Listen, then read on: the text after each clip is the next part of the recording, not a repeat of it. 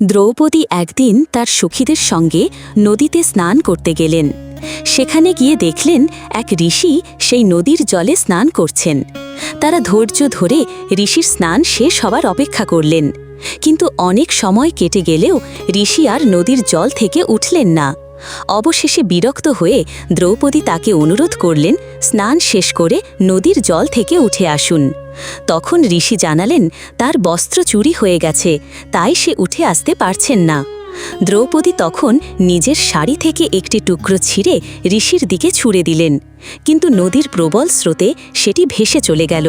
তিনি আবার শাড়ির আরেকটি অংশ ছিঁড়ে ঋষির দিকে ছুঁড়ে দিলেন, কিন্তু সেটাও নদীর স্রোতে ভেসে গেল। তৃতীয়বার তিনি আরও একটি টুকরো ছিঁড়ে ঋষিকে দিলেন, আর এবার সেটি তার হাতে পৌঁছাল।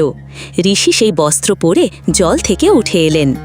ঋষি গভীর কৃতজ্ঞতায় দ্রৌপদীর দিকে তাকিয়ে বললেন, হে কুলবতী, তুমি নিজের সম্মান বিসর্জন দিয়ে আমার সম্মান রক্ষা করলে, তাই আমি তোমাকে বরদান দিচ্ছি।